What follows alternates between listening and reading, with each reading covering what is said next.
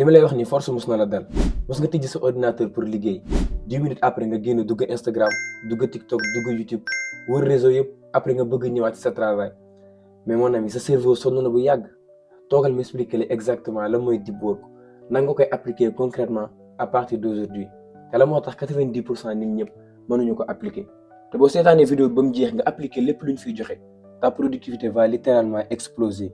lan mooy deep work exactement concept bi mu ngi jógee ci livre bii ñuy wax deep work nekkul dara lu dul notre capacité de concentration sur une tâche qui est cognitivement exigeante. En clair, pas de téléphone, pas de notification, pas de multitâche. Non, benn tâche boobu noonu ngay concentré wu. Zéro interruption. lépp loo xamante ni mën na la interrompre ci tâche bi nga war a def. waroo leen bokk pièce bu dee sa téléphone moo la tàmm di interrompre waroo leen bokk pièce fi ngay liggéeyee ak moom. toi seul avec ton ordinateur. Deep work mooy état bi nga xamante ni tu es tellement concentré que tu perds la notion du temps. Ton cerveau tourne à 100% et tu produis un travail de très haute qualité.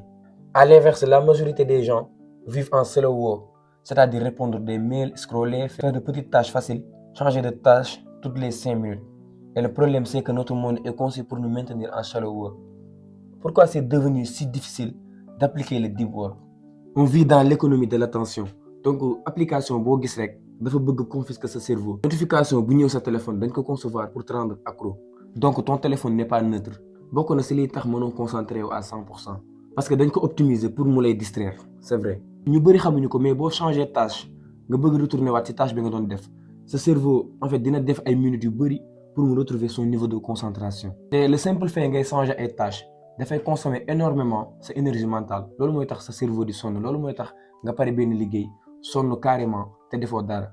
donc au final ça réduit carrément la qualité de ton travail. te am na ay études yu bëri yu wane ni buñ la interrompre si benn tâche pour nga retrouver waat sa concentration dina la laaj 20 minutes 20 à 25 minutes pour nga retrouver waat sa concentration c'est beaucoup de temps. et maintenant sois honnête combien de fois tu es interrompu par heure et c'est pour ça que tu finis ta journée fatigué même si tu n'as rien fait d'important. pourquoi deep work boobu noonu nekk benn arme bu secrète parce que il est rare. deep work dafa rare et tout ce qui est rare a de la valeur.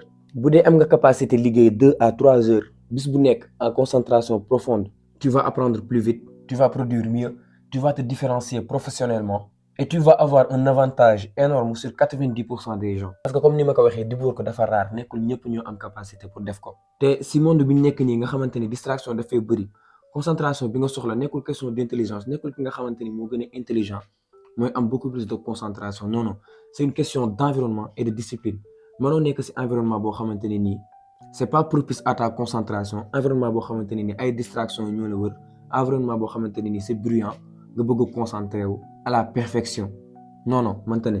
te beneen bi mooy ça fait mal mais il faut être discipliné parce que li nga bëgg a commencer à partir d'aujourd'hui muy deep work nekkul loo xamante ne nii da ngay am envie bi rek def ko non il faut être discipliné commencer petit à petit pour mu mën nekk benn habitude ci yow. comment appliquer le deep work concrètement looloo ci ëpp njariñ. wax nañ ci deep work am nga benn aperçu ci lan mooy deep work mais li ëpp njëriñ mooy nan nga koy appliquer.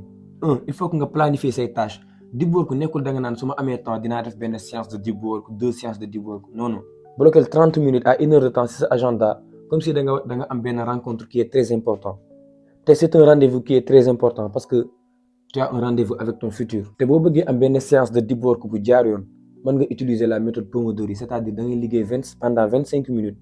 da ngay régler sur minuteur pendant 25 minutes nga liggéey ko sans interruption après tu vas prendre benn pause de 5 minutes. 5 minutes boobu noonu bu jeexee nga recommencer waat pendant 25 minutes tu fais comme ça léegi 25 minutes yu nekk tu vas prendre une pause plus longue c'est-à-dire 30 minutes à 40 minutes mais 30 minutes yooyu dafa war a nekk une déconnexion totale. 2. Élimine toutes les distractions avant de commencer mode avion notification désactivé onglet inutile fermé téléphone hors de la pièce. etc. waroo am dara lu lay distraire ci pièce bi nga nekk pour def sa deep work parce que n'oubliez pas da ngeen soxla benn concentration qui est profonde. tu dois rendre la distraction difficile te bu dee sa téléphone mu ngi sa bureau bi ngay liggéeyee tu as perdu d'avance. troisièmement fixe-toi un objectif qui est clair bul ñëw rek ni damay liggéey damay def benn séance de deep work non sois plus clair ñëwal nga ni je vais écrire 1000 mots wala nga ni je vais finir le chapitre 2 wala nga ni je vais résoudre les 5 exercices mais sois précis parce que sa cerveau dafa bëgg des objectifs qui sont précis. Quatrièmement, commence petit. Mënoo ñëw sa première séance de deep work nga bëgg a viser 4 heures de temps non commencer par 30 minutes jour bi si topp nga dem 40 minutes 50 minutes 60 minutes 1 heure de temps à 2 heures de temps. C'est comme ça qu'on va faire. C'est l'effet cumulé qui compte. C'est pas l'intensité qui compte. J'ai l'habitude de le dire. Parce que deep work comme benn muscle la loo gën di ko entraîner muy gën di am doole. 5. Accepte l'ennui. Il faut que ngay accepter du ennui wu. C'est très important. Bu fekkente ni da ngay jël sa téléphone à chaque fois que tu t'ennuies yaa ngi entraîner sa cerveau à fuir la difficulté. Apprends à rester dans l'inconfort parce que c'est là que la vraie progression se fait. Am naa benn challenge bu ndaw pour yow. Pendant 7 jours da ngay def benn séance de deep work par jour benn cassette doy na par jour. Da ngay chronométrer séance bi après séance bi nga jël bic ak feuille nga noter say production. léegi semaine bi bu jeexee nga comparer semaine bi nga def deep work ak say semaine habituelle yi nga xamante ne nii daawoo def des séances de deep work. Je te garantis di nga gis ay différences yu énormes. Le monde devient de plus en plus distrayant, donc la capacité à se concentrer devient de plus en plus rare. Et ce qui est rare devient précieux. Alors si tu veux te démarquer en 2026, apprends à travailler profondément. Bu fekkente ni vidéo bi dimbali na la aimel vidéo bi nga abonné ci chaîne bi te nga wax ma ci commentaire yi combien de minutes de deep work tu vas faire demain. Ñu tase ci beneen vidéo.